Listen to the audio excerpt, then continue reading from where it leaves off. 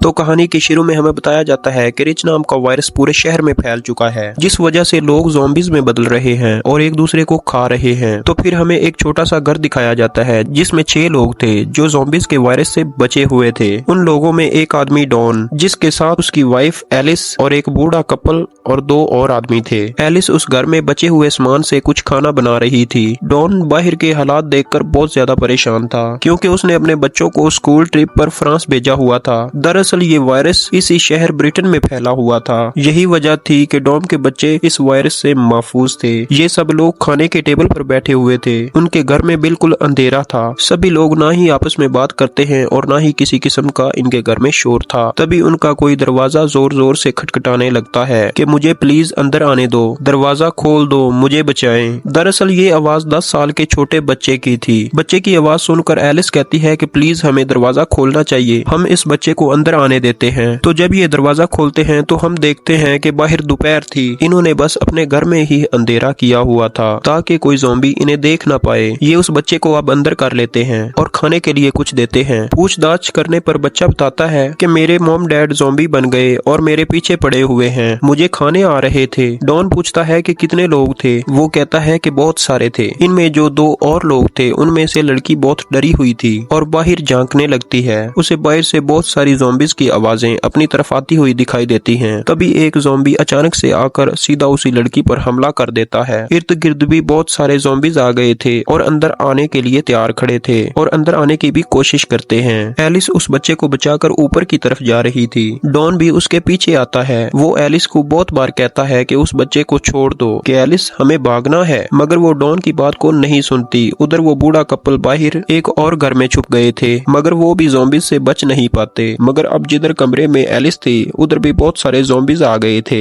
दूसरे कमरे में डॉन था। वो एलिस को पुकारता है, देखो इधर मेरी तरफ, पास आओ। मगर दरमियान में इतने ज्यादा ज़ॉम्बीज थे कि वो उनका मुकाबला नहीं कर पाते थे। अब उन्हें देखकर डॉन ने भी अपने दरवाजे को बंद कर लिया था। एलिस बार बार आवाजें दे रही थी, कहाँ पर हो डॉन, मेरी मदद करो। मगर डॉन उस साइड का दरवाजा बंद करके दूसरी तरफ अलमारी से बाहर भाग जाता है। उसके पीछे और भी बहुत सारे ज़ॉम्बीज थे जो उसके पीछे भाग रहे थे। हम एलिस को देखते हैं जिसकी आवाज अब मदद के लिए आना बंद हो गई थी। डॉन बहुत शर्मिंदगी में रोता भाग रहा था कि उसने अपनी बीवी एलिस को छोड़ दिया, उसकी मदद नहीं की। आगे तालाब में उसे जाकर वही लड़का मिलता है जो इनके घर में रह रहा था। वो कश्ती को चलाते हुए हड़बड़ाहट में पानी में गिर जाता है। उस लड़के को भी ज़ॉम्बी ने पकड़ लिया था और काट कर मार देते हैं। डॉन अकेला ही बचा था जो उस कश्ती में बैठकर जा रहा था। फिर आगे हमें कहानी 1 महीने के बाद की दिखाई जाती है। कहानी अब 1 महीने बाद की दिखाई जाती है। बताया जाता है कि ज़ॉम्बीज आहिस्ता आहिस्ता भूखे रहने की वजह से खत्म हो रहे हैं। अब इस शहर पर आर्मी का कब्जा था। वो इस सारे मामले को कंट्रोल करने की कोशिश कर रहे थे। तभी हमें एक सर्जन डॉल दिखाया जाता है जो कि स्नाइपर निशानेबाज की टीम में था। उसको ज़ॉम्बी दिखे तो उसने अपनी गन से निशाना लगाकर मारना था। डॉन को भी आर्मी वालों ने बचाया हुआ था। इस तरह 6 महीने गुजर चुके थे।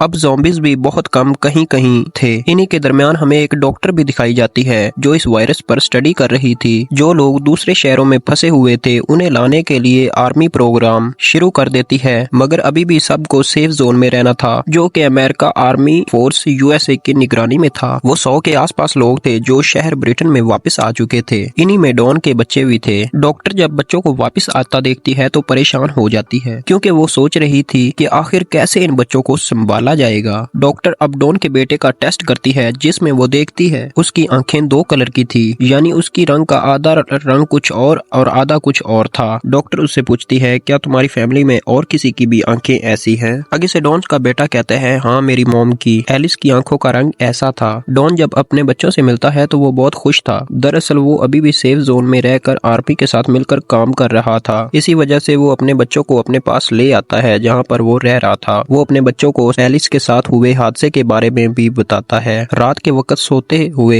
डॉन के बेटे को अपनी माँ के सपने आ रहे थे। उसे ऐसा लगता है कि शायद वो अपनी मॉम का चेहरा भूलता जा रहा है। सुबह उठकर डॉन अपने काम पर चला जाता है। उसके बच्चे चुपके से ही निकलकर सेफ जोन से भाग गए थे और भागते भागते अपने घर पहुंच गए थे ताकि वो अपनी मॉम की कोई तस्वीर ले सके। तभी आर्मी को भी इनके बारे में पता चल जाता है कि 2 बच्चे सेफ जोन से भाग गए हैं। मगर तब तक तो दोनों बच्चे अपने घर पर थे, जहाँ पर डॉन के बेटे को अपने घर वाले ऊपर के हिस्से से कुछ आवाजें आ रही थी। जब वो ऊपर ऊपर जाकर देखता है तो ऊपर उसकी मॉम थी, यानी कि एलिस, जिसको डॉन ज़ॉम्बीज़ के दरमियान छोड़कर चला गया था। डॉन का बेटा अपनी मॉम के गले लग गया था, तभी उसे दर्द होता है। दोनों बहन भाई जब अपने घर से बाहर आते हैं और देखते हैं आर्मी की फौज थी जो सेफ जोन में दोबारा लेने आई थी। वहाँ पर तीनों को क्वारंटाइन में रखा गया था। एलिस को बांधकर लैब में रखा जाता है। डॉक्टर उसका ब्लड टेस्ट करती है। वो ये पता करना चाहती थी कि एलिस भी कहीं ज़ॉम्बी वायरस से इन्फेक्टेड तो नहीं। तभी उन्हें पता चलता है कि एलिस इन्फेक्टेड तो हुई थी, मगर उसकी इम्यूनिटी इतनी पावरफुल, इतनी ताकतवर थी, उस पर ज़ॉम्बी वायरस का असर नहीं हुआ। इसीलिए अभी तक वो ज़ॉम्बी भी नहीं बनी थी, मगर उसके खून किसी भी वजह से दूसरे लोगों से इन्फेक्टेड हो सकते थे, यानी कोई भी इंसान अगर उसके पास रहा तो ज़ॉम्बी बन सकता था। ये सारी बातें सुनकर आर्मी जनरल उसको मारने का फैसला करता है, क्योंकि उन्हें ऐसा लग रहा था कि एलिस सबके लिए खतरा बन सकती है, ताकि किसी और को एलिस की वजह से कोई नुकसान ना हो। मगर डॉक्टर उसको समझाती है कि एलिस की इम्यूनिटी, उसकी जीन सबसे अलग है, क्यों ना कि हम उसके खून से वैक्सीन बना सकते हैं। इधर जब डॉन को इन सारी बातों का पता चलता है कि उसकी बीवी अभी तक जिंदा है, वो अपने बच्चों के पास जाता है, मगर वो उस पर गुस्सा थे। कहते हैं कि डैड, आप तो कह रहे थे कि मॉम मर गई है, ज़ॉम्बी बन गई है, लेकिन वो कैसे जिंदा है। डॉन अपने बच्चों की बातें सुनकर बहुत डरा हुआ था, क्योंकि सच्चाई तो सिर्फ वो ही जानता था कि वो एलिस को छोड़कर भागा था। इसीलिए वो सबसे पहले एलिस के पास जाता है और रोकर उसे माफी मांगता है। अब जैसे ही वो थोड़ा उसके और पास जाता है, एकदम से ही चीखता और तड़पता है। वो एकदम से ही ज़ॉम्बी में बदल गया था। एलिस उसकी ऐसी हालत देखकर मदद के लिए चिल्लाती है,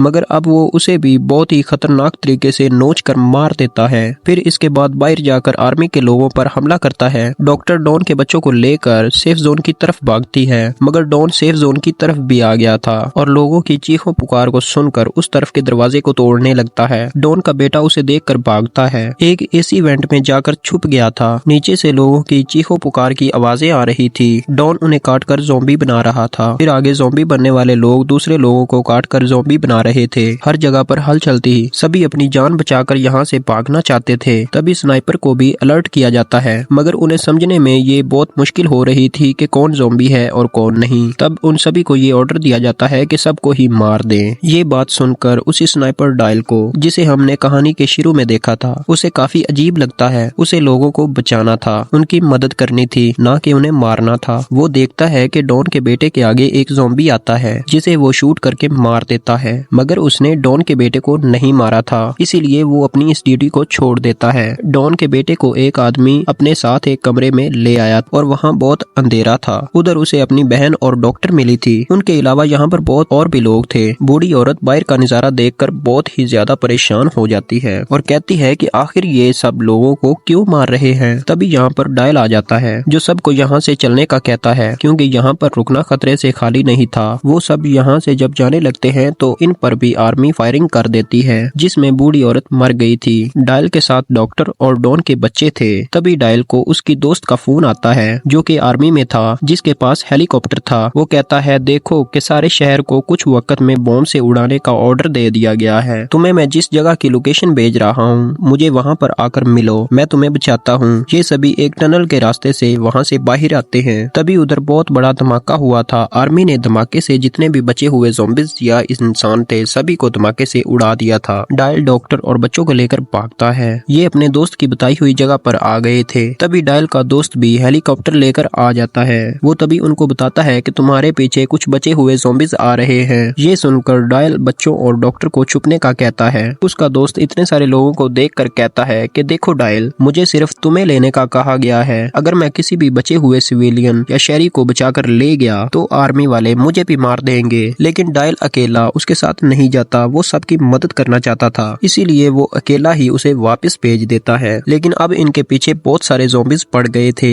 ये सब भागकर शहर की तरफ आते हैं। शहर में आर्मी ने ज़ॉम्बीज़ को मारने के लिए जहरीली गैस छोड़ी हुई थी, जिस वजह से वहाँ पर आम इंसान सांस नहीं ले सकता था। वो इससे बचने के लिए एक गाड़ी में जाकर छुप जाते हैं। अब सारे ज़ॉम्बीज़ इनकी गाड़ी के आसपास आकर इन पर हमला कर देते हैं, मगर गैस की वजह से वह ज़ॉम्बीज़ वहीं पर मर जाते हैं। पीछे आर्मी के लोग भी थे जो इनको खत्म करने के लिए आ रहे थे। डायल और डॉक्टर की गाड़ी स्टार्ट होने का नाम ही नहीं ले रही थी। तभी डायल गाड़ी से बाहर निकलता है और गाड़ी को धक्का लगाने लगता है, मगर वो आर्मी की नजरों में आ गया था। आर्मी वाले उसे भी इन्फेक्टेड समझकर मार देते हैं। डॉक्टर गाड़ी चलाकर बच्चों को बचाकर टनल तक पहुंच जाती है, मगर वहां आकर उन्हें डॉन का ज़ॉम्बी दिखता है। यहाँ पर उसने डॉक्टर को भी मार दिया था। उसी बीच डॉन के बेटा बेटी भी अलग हो जाते हैं। डॉन ने इधर अपने ही बेटे पर हमला कर दिया था, मगर उसके बेटे के अंदर भी एलिस की तरह ही ताकत थी, जिसकी वजह से वो भी ज़ॉम्बी में नहीं बदलता। तभी डॉन की बेटी आकर गन से अपने ही डैड को मार देती है और बहुत रोती है। ये दोनों बहन भाई अब स्टेडियम में पहुंच गए थे, जहाँ पर वही डायल का दोस्त आता है। उसके पास हेलीकॉप्टर था। वो इन बच्चों को देखकर सोचता है कि उन्हें बचाना चाहिए या नहीं बचाना चाहिए, कहीं वो इन्फेक्टेड ही ना हो, मगर फिर भी वो इन्हें बचा लेता है और अपने हेलीकॉप्टर में ब्रिटेन शहर से बाहर ले गया था। हमें शहर का नजारा दिखाया जाता है। फिर हम 28 दिन बाद देखते हैं, जहाँ पर बचे हुए ज़ॉम्बीज एक टनल के रास्ते से पेरिस शहर में दाखिल हो जाते हैं और डॉन के बेटा बेटी का क्या हुआ, वो कहाँ पर गए, उनके बारे में कुछ नहीं बताया जाता। तो दोस्तों, इसी के साथ इस फिल्म की कहानी भी यहीं पर खत्म हो जाती है।